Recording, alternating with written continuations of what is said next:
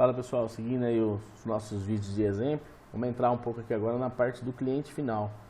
Vou usar aqui o aplicativo de computador, o aplicativo de PC, mas a parte de configurações é semelhante com o que ele vai encontrar lá no aplicativo Android. Então, essa telinha inicial aqui, ele vai mostrar aqui a conta da Bet365. Essa data aqui, muitas pessoas perguntam se é a data atual, às vezes eles acreditam que a data do PC está errada e tudo mais, mas não, essa é a data que o seu aplicativo vai vencer lá com o cadastro do seu tipster. Então aqui ele tem praticamente um mês de licença ainda, eu estou aqui no dia 23/3. E aqui o saldo da conta. Nesse botãozinho aqui com relógio é o histórico de entradas da conta, que ele pode conferir se está recebendo tudo. E esse segundo botãozinho é um log detalhado. Quando ele perceber que o tipster mandou alguma entrada e por acaso dele não fez, ou aconteceu, ou ele quiser conferir qual foi a demora para fazer e tudo mais, ele tem dentro desse log detalhado o mesmo log que o tipster tem lá no painel dele. Então focando aqui agora na parte de configurações, deixa eu puxar para cá. Primeiro aqui o e-mail, tem que ser tudo minúsculo e o mesmo e-mail que o tipster cadastrou lá no painel dele. A conta de usuário é a mesma coisa, tudo minúsculo. Mesmo que a sua conta tiver algum caractere maiúsculo, tem que ser informado aqui como minúsculo. E exatamente igual o tipster cadastrou lá no painel. E a senha da Bet365, que ela vai ficar armazenada só no seu computador. Essa senha não é replicada nem para o tipster, nem para o sistema do Automatips, até por uma segurança do próprio Automatips, não ter essa senha armazenada e sofrer nenhuma consequência. Então ela vai ficar armazenada só no seu computador. Por padrão aqui o site vai ser bet365.com, não precisa colocar aqui o www nem o HTTPS, ele já coloca sozinho, então mantém aqui que vai vir já pré-configurado com bet365.com. Você vai alterar esses domínios só se você estiver fora do país. Por exemplo, se o seu bet365 estiver na Espanha, você vai colocar bet365.es ali. A mesma coisa que acontece aqui com o proxy, só vai precisar configurar esse campo de proxy se você realmente utilizar um servidor de proxy na sua conexão com a internet. Se for uma conexão de internet padrão, residencial, ou qualquer tipo padrão de conexão, você não precisa colocar nada, tem que manter ele vazio, senão ele pode atrapalhar nas entradas.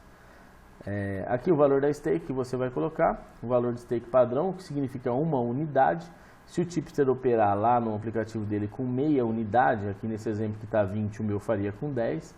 E a mesma forma, se ele operar com 2 unidades, faria com 40. Então você tem que ver qual que é a gestão que o seu tipster vai indicar, qual a quantidade de unidades que ele costuma enviar por entradas, para você conseguir configurar o valor que você gostaria realmente de receber. As opções de stop loss e stop gain vêm por padrão desmarcado, mas se você quiser colocar, você pode configurar, e aí conforme o tipster for operando e corrigindo as operações dele, o sistema vai verificar o valor, se você está positivo, se você está negativo, se já atingiu ou não o stop loss. No stop loss aqui sempre vai ser número positivo, por mais que seja uma configuração de prejuízo, você vai informar um valor em número positivo. Então se eu colocar aqui R$100 de stop loss e R$1.000 de stop gain, o sistema com a stake de 20 aqui, ele perdendo 5 unidades seguidas, ele atingiria aqui o valor de stop loss e durante esse dia ele não volta a operar, só quando virar ali meia-noite que ele passa a ser o próximo dia, ele vai voltar às operações. Quando você não quiser configurar um desses valores, quiser deixar apenas um, então por exemplo, eu não trabalho com stop gain, vou trabalhar só com stop loss. Você não pode deixar ele zerado, porque zerado é a configuração que você começa o dia, então ele já começaria estopado. Se você não quer usar o stop gain, você coloca um valor muito absurdo lá e deixa ele configurado, não ser uma configuração que não vai alcançar nunca esse valor. Se alcançar esse valor aqui também, vai ser bom para você, no caso do stop gain. A parte aqui de baixo dos tipsters, quando tiver mais de um tipster lá na configuração do seu tipster, da sua consultoria, você pode escolher quais você quer marcar, quais você quer seguir ou quais você não quer seguir. Todos ou um deles. Se tiver 3, por exemplo, você pode selecionar 2. Alguns tipsters cadastram esses tipsters por modalidade, por exemplo, basquete, futebol, tênis, vôlei. E aí você não quer seguir porventura ali o basquete, você marcaria só os outros 3 e quando o tipster de basquete operar, o seu aplicativo simplesmente não vai fazer a entrada. Um pouquinho mais abaixo aqui, essa é uma configuração muito importante, permitir o aplicativo no Firewall. Normalmente na primeira instalação só que você vai permitir e ele já vai ficar salvo.